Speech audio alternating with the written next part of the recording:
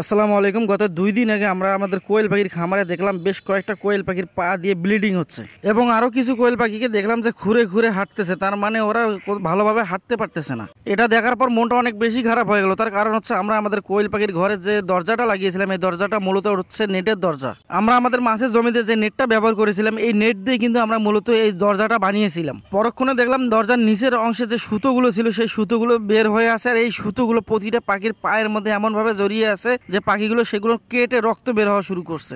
ঘরের ভিতরে খোলামেলা ভাবে পাখিগুলো পালন করার কারণে পাখিগুলো ওড়াউড়ি করে, আর এই উড়াউড়ি করার সময় সেই সুতোগুলো বের হয়ে যায়, যার কারণে এই পাখিগুলোর প্রতিটা পায়ের মধ্যে সুতোগুলো বেঁধে যায়। প্রথম দিকে যে পাখির পায়ে সুতো আটকে ছিল সেই পাখিগুলো আমরা ধরে ধরে ব্লেড দিয়ে সেই সুতোগুলো আমরা কেটে দিয়েছিলাম, কিন্তু পরক্ষণে দেখলাম না, 2 দিন পর পরে প্রতিটা 2-1টা পাখির মধ্যে এই সুতোগুলো আটকে যায়। আবার যা বুঝলাম এভাবে থাকলে সমস্যা হয়ে যাবে, এজন্য আমরা আলাদাভাবে নেট নিয়ে আসলাম যে আমরা নিচের দিক দিকে আমরা এই দরজার মধ্যে নেটগুলো লাগাই দেবো ইনশাআল্লাহ। আজকে আমরা একসাথে 2টা কাজ করবো। একটা হচ্ছে আমরা আমাদের দরজার মধ্যে নেট লাগাবো, দ্বিতীয়টা হচ্ছে অনেকদিন থেকে আমরা পাখির ঘরটা পরিষ্কার করি না, আজকে সেটাও পরিষ্কার করবো ইনশাআল্লাহ। এখন আমরা আমাদের সেই দরজাটা বাইরে নিয়ে আসবো এবং বাইরে আনার পর এই দরজার যে নেটগুলো ছিল এই নেটগুলো আমরা অর্ধেক ছিঁড়ে ফেলবো। এখানে একটা কথা বলে রাখি, এর আগেও আমি আমার আগের ভিডিওতে বলেছিলাম যে আমরা যে জায়গায় পাখিটা পালন করি এই জায়গাটা কিন্তু মূলত কোনো খামার না, এটা আমাদের একটা হচ্ছে ঘর। এই ঘরের মধ্যে আমরা নেট দিয়ে চারিদিকে নেট দিয়ে আমরা কিন্তু পাখিটা পালন করি। এজন্য আমরা দরজাটা ঠিক সেভাবে লাগাইনি, আমরা এটা টেম্পোরারি ভাবে লাগিয়েছিলাম যে আমরা পরবর্তীতে এখান থেকে আমাদের সেই পাখিগুলো বের করে আমরা আলাদা নতুন করে একটা খামার করবো ইনশাল্লাহ। তো যাই হোক, আমাদের পাখিগুলো আমরা আলাদা একটা রুমের মধ্যে নিয়ে রেখে দিয়েছি, আর যে রুমের মধ্যে পাখিগুলো ছিল সেই রুমটা এখন পরিষ্কার করে দেবো।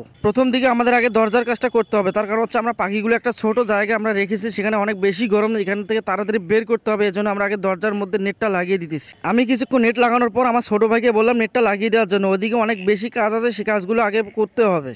এরপর আমি যে ঘরে কোয়েল পাখি ছিল সেই কোয়েল পাখির ঘরটা ভালোভাবে ঝাড়ু দিয়ে এখানে দেখলাম যে অনেক বেশি পশম রয়েছে। তার কারণ হচ্ছে এখানে যেহেতু ওরা খোলামেলাভাবে থাকে, অনেক বেশি এখানে ওড়াউড়ি করে, তার ফলে এই পশমগুলো এখানে চারিদিকে রয়ে যায়। একটা বিষয় দেখে অনেক বেশি অবাক হলাম, আর সেটা হলো আমি যখন পা দিয়ে তুষগুলো একটু নাড়িয়ে দিচ্ছিলাম, সেই তুষের ভেতর থেকে আমরা মোট 4টা ডিম পেয়েছি, তার মধ্যে 2টা আমার পা লেগে ভেঙে গেছে আর 2টা আমরা অক্ষত অবস্থায় পেয়েছি। সম্ভবত এই পাখিগুলো অনেক বেশি ওড়াউড়ি করার কারণে এই তুষগুলো সেই ডিমের উপরে পড়ে, যার কারণে ডিমগুলো ঢেকে যায়, যেটা আমাদের চোখে পড়েনি। তো যাই হোক, এই তুষগুলো ভালোভাবে উলটপালট করে দিতে হবে, তার কারণ হচ্ছে অনেকদিন এভাবে থাকলে এখানে গ্যাস জমে যায়, যেটা পাখির স্বাস্থ্যের জন্য অনেক বেশি ক্ষতিকর।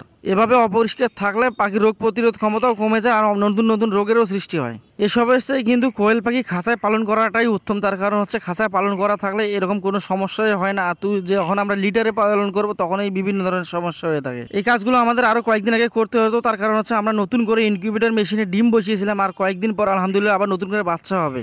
এই বাচ্চাগুলো বের হওয়ার আগে আমাদের সবকিছু করে নিতে হবে, আমাদের বোর্ডিংটা সেট আপ করে নিতে হবে, অনেক সময়ের প্রয়োজন আছে। তো যাই হোক, আমার কাজ শেষ হওয়ার পর আমার ছোট ভাই ডেকে বললো যে আলহামদুলিল্লাহ দরজাও নাকি কমপ্লিট হয়ে গেছে। তো এসে দেখলাম না, সবকিছু মোটামুটি ঠিক আছে। সে দরজাটা এখন নিয়ে ঘরের মধ্যে দেখবো যে দরজাটা সবকিছু ঠিকঠাক আছে কিনা। তো আলহামদুলিল্লাহ সবকিছু মোটামুটি ঠিক হয়ে আছে, আর কোনো এখন কাজ নেই। কিন্তু পাখি ধরাটা অনেক বেশি কষ্ট, এই পাখিগুলো ধরতে অনেক বেশি পরিশ্রম করতেছে, বারবার ওড়াউড়ি করতেছে, যার কারণে সেই ভিডিওগুলো দিতে পারলাম না। তো যাই হোক, অবশেষে আলহামদুলিল্লাহ আমাদের সব রকম কাজ কমপ্লিট। এখন আমরা সকাল থেকে না খেয়ে আসি, এখন আমরা কিছু নাস্তা করব। খবরে বা ফেসবুকে দেখি কোনো না কোনো জেলায় প্রতিদিন কম বেশি বৃষ্টি হচ্ছে, কিন্তু আমাদের এই রংপুরে বেশ কয়েকদিন থেকে বৃষ্টি হচ্ছে না, আর অনেক বেশি পরিমাণ গরম। এই গরমে এই কাজগুলো করতে করতে অনেক বেশি ক্লান্ত হয়ে গেছে। আবার সকাল থেকে আমি না খেয়ে আসি, তোর জন্য ছোট ভাইকে বললাম যে দোকান থেকে কিছু নাস্তা নিয়ে আসার জন্য। এরপর আমার এক ছোট ভাই ভাতিজা আর একটা ছোট ভাইগনা ছিল, তারা 3-4 জনে মিলে আমরা কাজ করছিলাম। তো আমাদের কাজ শেষ হওয়ার পর মোটামুটি আলহামদুলিল্লাহ আমরা নাস্তাও শেষ করে ফেলেছি।